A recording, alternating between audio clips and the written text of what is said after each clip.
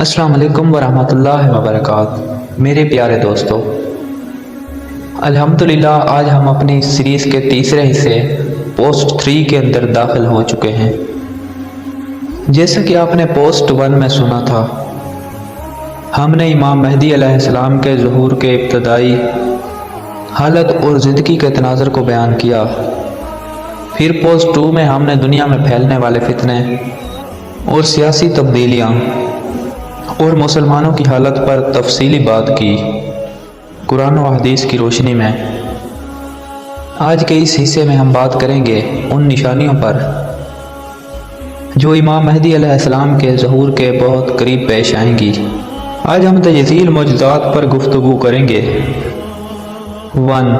जुल्म और नाइंसाफ़ी का इस दुनिया में आम हो जाना, मुसलमानों की कमज़ोरी और आपस के इख्तलाफात, दुनिया की सियासत और ताकत का खेल, फितनों और बड़ी जंगों का आगाज़, और मौजूदा हालात और उनका इमाम मेहदी से ताल्लुक़, ज़ुहूर मेहदी की उम्मीद और रोशनी। मेरे दोस्तों, ये सब सुनने के बाद आपको एहसास होगा कि हम किस दोराहे पे खड़े हैं। तो आइए बिस्मिल्लाह करते हैं। हिस्सा 1, जुल्म और नाइंसाफ़ी का इस दुनिया में फैल जाना। अल्लाह ताला कुरान पाक में फरमाते हैं, सूरतुल इनाम, कह दो देखो तो अगर अल्लाह का अज़ाब तुम पर अचानक या खुल्लम खुल्ला आ जाए तो ज़ालिमों के सिवा कौन हलाक होगा। जब जुल्म बढ़ जाता है तो अल्लाह का अज़ाब आता है और ज़ालिम ही तबाह होते हैं। अगर आप दुनिया में देखें तो हर जगह नाइंसाफ़ी है। ताकतवर कमज़ोर का हक खा रहा है।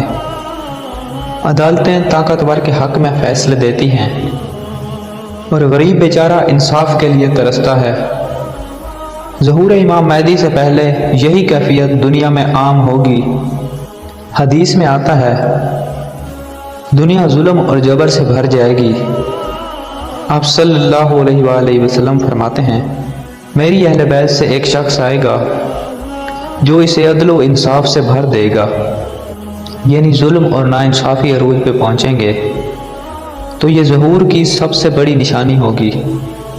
और मुसलमानों की कमज़ोरी और इख्तलाफात। अल्लाह ताला कुरान पाक में फरमाते हैं, सूरह अल इमरान, और तुम हिम्मत न हारो और गम न करो और तुम ही गालिब रहोगे अगर मोमिन हो। यानी मुसलमानों को तसल्ली दी गई कि कमज़ोरी वक्ती है, असल ताकत ईमान से है।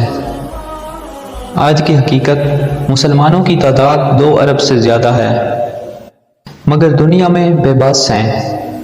कहीं वो मजलूम हैं, कहीं ग़ुलाम हैं, कहीं अपने ही हुक्मरानों के सताए हुए हैं और एक दूसरे के ख़िलाफ़ लड़ने में लगे हैं, जबकि दुश्मन फ़ायदा उठा रहा है।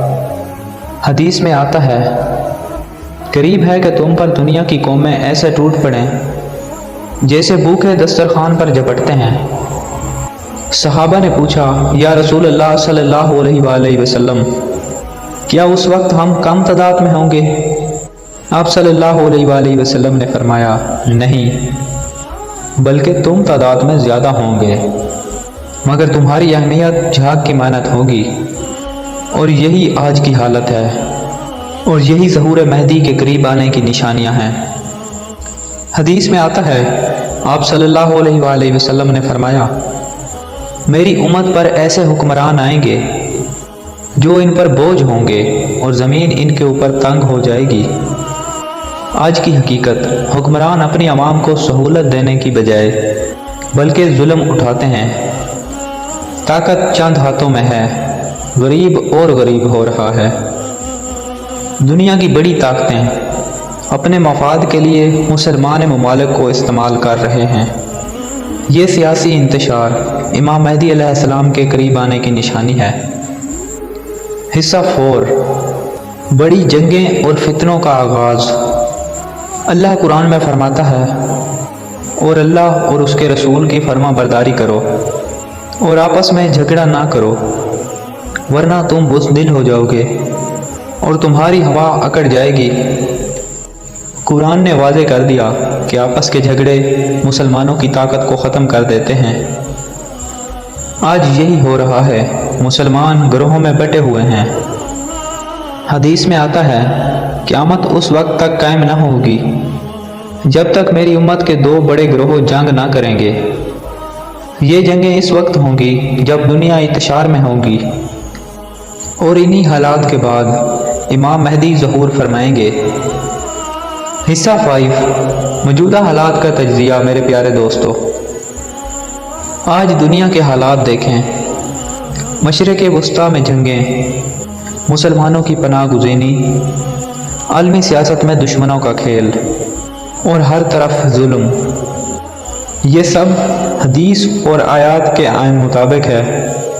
یہ اس بات کی علامت ہے کہ دنیا ایک بہت بڑے موڑ پر کھڑی ہے۔ حصہ 6، امام مہدی علیہ السلام کی امید اور حدیث۔ دنیا ظلم اور ناانصافی سے بھر جائے گی، پھر میری اہل بیت سے ایک شخص آئے گا جو اسے عدل و انصاف سے بھر دے گا، چاہے ظلم جتنا ہی بڑھ جائے۔ امام مہدی علیہ السلام کا ظہور ایک حقیقت ہے، وہ دنیا کو عدل و انصاف سے بھر دیں گے۔ یہ ہمیں حوصلہ دیتا ہے، اندھیروں کے بعد روشنی ضرور آتی ہے۔ یاد رہے میرے دوستو، یہ سیریز کا پوسٹ 3 ہے۔ اگر آپ نے پوسٹ 1 اور پوسٹ 2 نہیں دیکھے تو آپ ضرور دیکھیں تاکہ آپ کو پورا سلسلہ سمجھ میں آئے، اور انشاءاللہ ہم پوسٹ 4 میں امام مہدی کے اور قریب آنے والی بڑی بڑی نشانیوں کا ذکر کریں گے۔ پیارے دوستو، آج ہم نے سنا ظلم اور ناانصافی کا اس دنیا میں پھیلنا۔ نمبر 2، مسلمانوں کی کمزوری، سیاست اور طاقت کا کھیل۔ نمبر 3، بڑی جنگیں اور فتنوں کی ابتدا اور موجودہ حالات اور ان سے تعلق، اور آخر میں ظہور مہدی اور اس کی امید۔ یہ تمام نشانیاں ہمیں سوچنے پر مجبور کرتی ہیں کہ ہم ایمان پر قائم رہیں اور ان فتنوں میں اپنا دین مضبوطی سے پکڑ کر رکھیں۔ میرے پیارے دوستو، مزید تفصیلات اور اگلی قسط کو دیکھنے کے لیے سبسکرائب کریں ہمارا اسلامی ہیلتھ ٹی وی چینل، اور ویڈیو کو لائک ضرور کیا کریں، اس سے ہمارا حوصلہ بڑھتا ہے، اور کمنٹ سیکشن میں اپنی قیمتی رائے کا اظہار بھی ضرور کیا کریں۔ اور آخر میں دعا ہے، اے ہمارے پروردگار، جلد امام مہدی علیہ السلام کا ظہور فرما تاکہ ہم اس کے لشکر کے سپاہی بنیں، اور ہم اس دور میں جئیں جس دور میں ناانصافی نہیں ہوگی، کسی پر ظلم نہیں ہوگا، اور ہر انسان اپنی زندگی خوشی خوشی گزارے گا۔ اور ہم اس دور میں جینا چاہتے ہیں جس دور میں آپ صلی اللہ علیہ وآلہ وسلم کا فرزند حکومت کرے گا۔ یا پروردگار، ہمارے گناہوں کو بخش دے اور ہمیں نیکی پر چلنے کی توفیق عطا فرما۔ آمین ثم آمین یا رب العالمین۔